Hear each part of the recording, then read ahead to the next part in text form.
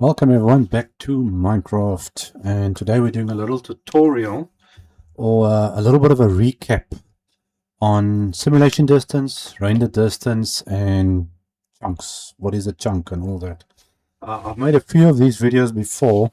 There's been a couple of changes over the years with how Minecraft gets updated and all that stuff. So I thought we'd do a little bit of a recap of how and what. I get asked a lot of questions and things sometimes. So I think we're going to have a little bit of a look at how mob spawning works and all that stuff. First thing is Minecraft, or the Minecraft world, is broken up into chunks. As you can see, this is the size of a chunk. If I switch on my chunks over here, you'll see. Okay, now I'm playing obviously in Java on PC, but the same applies to console as well. Okay, so this is a chunk. So if I go inside the chunk, you can see here now it's showing me the border. So there's the edge of the border. So as soon as I go this way, I'm in another chunk. There's another one, and there's another one. So that's how the world is built up. So everywhere you're going to see these chunks, and it goes all the way from build limit or the sky or wherever you want to go to, and it goes all the way down to bedrock through the whole world. The entire world is built around these chunks, and everything gets spawned or allocated to that specific thing. So now you can see, like, yeah, these mobs spawned. This one spawned in that chunk. These guys spawned there. Everything spawns according to a chunk, and everything according to where you build, where you do your redstone. Everything works around these chunks. So let's start with a couple of settings that usually you get on anything that you work on. I actually now just downloaded the latest things I could use now for this tutorial to try and see how things work. Things have actually changed now with the last couple of updates since I've done anything. But whether you're playing on console or on PC, you've got options for simulation distance, where you can see here. So you can adjust your simulation distance as you need to. And then obviously your render distance, however you want it to be. Now, something to keep in mind, your render distance, this top one there, render chunks, that one there. Okay, that, as you can see by the description here, render distance controls how far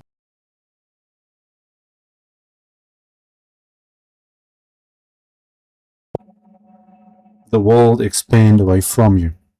Because usually you get a barrier, you see like a fog or something in the distance. So if I head out here quickly, okay, I want to show you guys what's going on here. If I head out here now, and you look down there, all you see is the grass ending over there, and then you see that fog in the distance, and there you can see the world basically ends.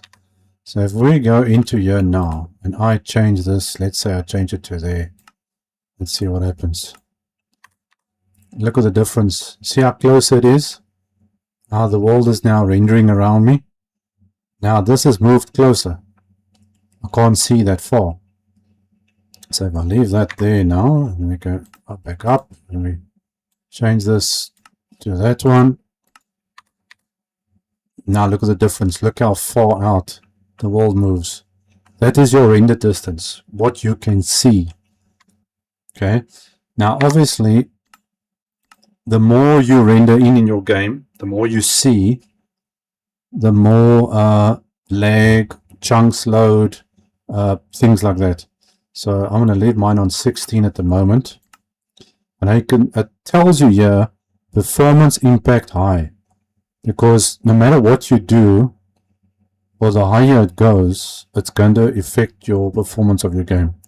That's why most of the time, me personally, I usually leave it on 10 chunks or 12 chunks, depending on maybe what area or what I'm building or what I'm doing.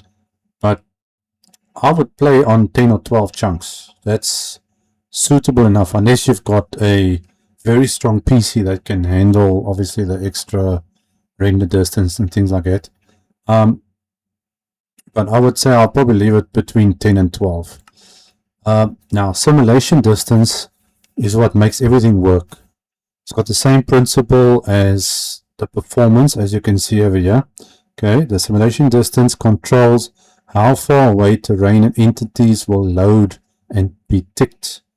Okay, so in other words, that includes your mobs, your passive mobs, your hostile mobs, your redstone, builds, farms, factories, whatever you build gets affected by your simulation distance. So if you put a little thing, let's show you, see this bubble here? This is the max distance, 128 blocks on the center. So let's say I've got redstone or a torch or whatever standing over here, or let's see, a mob over there, whatever the case may be. But if I go down here, that mob or that redstone is not going to work. You're not going to see it. It's going to disappear because it's out of your simulation distance. Now the funny thing is, when it comes to this, I've never known this to actually change. This, you got an option of changing your simulation distance.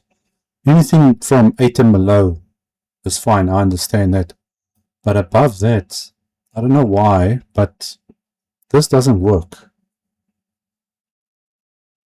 Not from what I've seen before. I don't know why they've still got it in here. Because, well, first of all, even if you adjust your simulation distance, let's say I put this on 27 chunks, but you only play on 16 chunks render distance, that's not going to work because it's not rendering into the world. So it's kind of pointless. Your render distance always has to be higher than your simulation distance. Because, first of all, you can't work with something you can't see, or that the world is not loading for you, because this is loading the world literally. So it's not necessary to go above 8 chunks of simulation. Most people play on between 6 and 8. So there's no point in changing it. Now the same thing applies to obviously your mob spawning and things like that. So if we look now where we are, this big yellow dome that we're in is 128 blocks. So from here where I'm standing, okay, if I take my little guy out there, so there's my character, and I go all the way out this way. There, I'm still standing there. Okay, this is 128 blocks. This line, the edge of the dome over here, that's 128. And then from there to the top over there is 128. But the same applies going down. Now, Minecraft world is built up out of square chunks. But when it comes to spawning, it works in a circular pattern. So you can see over here now what I've got. Okay, so here's a standard chunk what I'm standing in. Okay, 16 blocks wide, 16 blocks wide. Okay, that's up or down. Okay, either way. We go out 16 blocks straight that way. And then we got 24 blocks, which is over here. Now mobs only spawn after 24 blocks away. So any time after this yellow line, that's when you're going to get mobs spawning from you. So even if you are standing here, mobs won't spawn before that yellow line, or at least they're not supposed to. That is how the game has been built. Okay, and mobs can start despawning after 32 blocks, which is this. Now you do get the next point is like 48 or 96 or 94 or something like that, but it doesn't change much between your limit, which is 128 blocks away there, and this marker here. They can start to despawn here, and then like after 48 blocks it's a different percentage. So let's say 30% will despawn here, and then after 48 blocks it's 50, and then after 90 it's maybe 80%, and so forth. Okay, so if you build a farm, a mob farm, it needs to include your AFK spot. So let's say this is my AFK spot. It needs to include your farm, wherever it is, above or below you, and any redstone. Okay, So within 128 blocks, your AFK spot, complete farm, everything. So where you standing, your redstone, your storage, your farm, everything. So that there's your storage, obviously will be your chest, and there's your redstone. So if I'm standing down there, I'm standing there, and my farm is up there, all of that is going to be within 128 blocks. So if I quickly make my way up here, let's just see how quickly we can get up here. Okay, so there you can see, there's the top of the dome. I go down, it's basically right here. So this needs to be the top of your farm, not where your mobs spawn on, the top. So usually you got a roof that you use to do that. So let's quickly head this direction. Before I go there, let me show you quickly here. Let me switch on mob spawning here quickly. You guys can see here. Let's switch this on. Boom, there you go. Now you see where the mobs are spawning. All after 24 blocks, which is here. But most of the time it can be after 32. It's depending on the type of mob, whether it's day or night or whatever the case may be. So if let's change the time here quickly, and you can see some of the hostile mobs. Let's do midnight. Okay, let's check. We should get some evil mob spawning as well, except for the slimes. Okay, there comes some skeletons over there. It takes a bit of time for the game now to catch up with me changing day and night. But basically this is how you can see how it works. Okay, there we got some spiders and zombies and everything. But you guys understand the point. Okay, so if you've got a mob farm, it needs to be within this radius. So if I go out this way, there's no mobs here. Nothing happens out this way, because they only spawn up to that certain point. And also an important thing to remember is that your obviously, other than mob spawning at a certain time of day or whatever the case may be, like for instance zombies and skeletons, things won't spawn if there's daylight, as it is now. So then that happens. There goes all the real bad mobs. Let's quickly change back over there. Okay, so that's the thing I get asked a lot of the times is, how does it work if I've got a farm? Must this be included, or must the storage be there, whatever? Okay, make it very clear. Your entire farm, okay, your storage, your redstone, your mobs, your roof over your farm, whatever build you're doing, whatever, must be within 128 blocks. Your AFK spot, everything. It doesn't matter if you are standing above your farm or below it, whether you got a perimeter, if you've got a big hole in the ground where nothing but your mobs can spawn in, it's got to be within 128 blocks. Okay, so if this is my AFK spot, my farm is up there, it must be within 128 blocks. Now let's quickly head this way. And this goes for underground, above ground, whether you're on the ocean, whatever the case may be. Now you can see this area, I've put a lot of glass here because it's now basically mob proof. So let's say this is now a perimeter.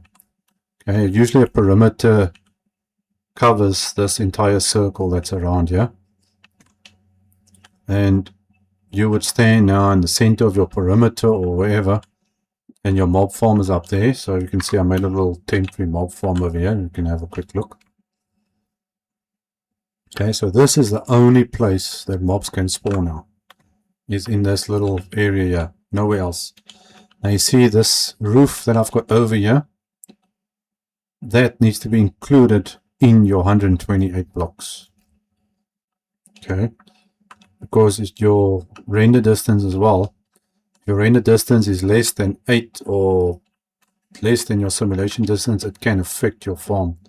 So you got to make sure that everything is included. So as long as mobs can spawn 24 blocks and more away from you, then you're fine. So let's say my first spawning platform is, I don't know exactly where 24 blocks is, but let's say this is my 24 blocks. Okay, so anything above here, this whole area, the mobs will spawn in. So you can build a layer out every couple of blocks, for instance, and then the mobs will spawn in there. Let's go back down. So the most important thing